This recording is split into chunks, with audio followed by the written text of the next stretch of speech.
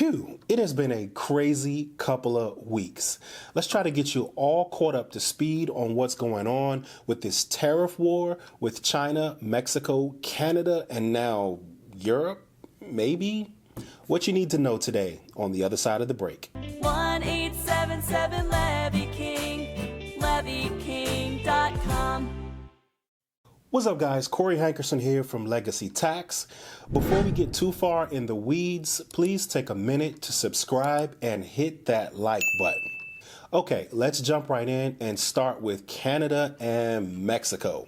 Now, for a while, President Trump has promised to impose tariffs on Canada, Mexico, and he has said that these tariffs are necessary to stop the flow of fentanyl, migrants, and to make the country rich. He's also said that this will be a golden age of America. Number one is the people that are poured into our country so horribly and so much. Number two are the drugs, fentanyl, and everything else that have come into the country. And number three are the massive subsidies that we're giving to Canada and to Mexico in the form of deficits. So one of the first things he did was declare a national emergency under the International Emergency Economic Powers Act. The International Emergency Economic Powers Act, or IEEP, gives the President of the United States the power to respond to extraordinary threats to the country's national security, foreign policy, or economy. Mr. Trump invoked the IEEPA to impose a 25% tariff against Canada and Mexico, which was supposed to go into effect on Tuesday, February the 4th, 2025. The president was even asked if there was anything these countries could do, anything they could do to avoid these tariffs. Here was his response. Is there anything China, Canada, and Mexico can do tonight to forestall your implementation of tariffs tomorrow? No, nothing. Not right now, no. Not a negotiating tool? No, it's not. No, it's a pure economic. We have big deficits with, as you know, with all three of them.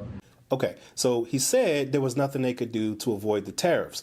But just one day before they went into effect, last-minute agreements were reached with Canada and Mexico, and the tariffs were postponed for 30 days for both countries. Now, it seems that both of these countries avoided the tariffs by giving in on some of the president's demands. Mexico agreed to send 10,000 soldiers to the border to stop the flow of drugs. They also agreed to boost enforcement of rail shipments coming into the United States, which I guess maybe those rail shipments may have drugs on board. I don't know if that's how they bring drugs in or whatever. Canada also agreed to send troops to the border to stop the flow of fentanyl and to appoint a fentanyl czar, weird, as well as a joint task force to stop the flow of drugs. Now, one thing I'm curious about, you guys let me know in the comments or whatever, do we get a lot of illegal drugs coming into the United States from Canada? That's a new one on me. I'm not sure that that's actually what goes on, but hey, maybe I'm just uninformed. Let me know in the comments. All right, so that takes care of Canada and Mexico, but what about China? Now, a 10% tariff actually went into effect against Chinese imports starting on February the 4th. President Trump and Xi Jinping, were supposed to meet by phone to discuss resolving the issue, but that phone call never happened. Why? Why did it never happen? Because China actually announced their own tariffs against the United States. Trade war. China announced that it would impose a 10% tariff on U.S. crude oil, machinery, and agriculture. They hit U.S. coal and liquefied natural gas with a 15% tariff. They also completely blocked critical rare earth minerals from being shipped into the United States. These include gallium, germanium, and antimony, and graphite. Never heard of antimony, but there you go. So in response to these retaliatory tariffs, Mr. Trump said the following. Mr. President, what's your reaction to China's retaliatory tariffs? That's fine. It's fine. We're going to do very well against China and against everybody else. This is a big deal. These are what they call rare earth minerals, and they're critical to making things like smartphones, computers, and lithium-ion batteries. The other thing is we don't produce enough of these minerals right here in the United States. And building out the infrastructure to actually mine these things here in the U.S. is prohibitively expensive, particularly if the tariffs that China imposes against us are going to be more short-term in nature, right? Even if it's just a couple of years, it could take a couple of years to build out the infrastructure here in the United States to make those minerals here, if we can do it at all. So these tariffs are a big deal. Keep your eye on the price of your iPhone, as well as on the price of those batteries that go in your computers, your laptops, and your electric cars. Keep an eye on those. So it seems that the administration is not backing down, and neither is China.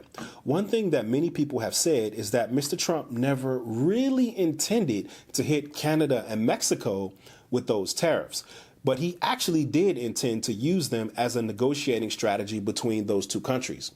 On the other hand, the 10% China tariffs may have been real all along, and that's why he started with a lower number against China, because he actually knew that this was going to be a real deal and it was actually going to happen.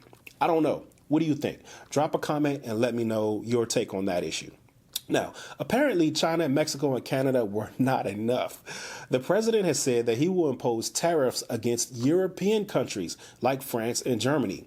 Do you think he's really going to do that, or is it just more bluster? Here's what he actually said. Am I going to impose tariffs on the European Union? Do you want the truthful answer, or should I give you a political answer? Absolutely. Absolutely. The European Union has treated us so terribly. But why? Why are we threatening tariffs on France and Germany? So what the president is saying is that these countries export more goods to the United States than they import from the United States. And he feels that tariffs are a way to compel those countries to start importing American goods just like we import their goods. But one thing that comes to mind is that the U.S. is one of the richest, if not the richest country on the planet. And rich countries, just like rich people, buy a lot of stuff, especially expensive stuff. We buy and import more stuff from other countries because we have more money to spend than other countries do. Most other countries do. It's also because the US dollar is the reserve currency pretty much all around the world. Now, I'm going to leave that right here for now, but I'll get into the details of why that matters, and it does matter, in another video. Listen, I know this may not be the most exciting topic, but keep an eye on this space because taxes and tariffs affect lots of other areas like interest rates, like housing, and like the stock market. Now, drop a comment below and let me know what you think. That's it for today, guys. Talk to you later. Bye.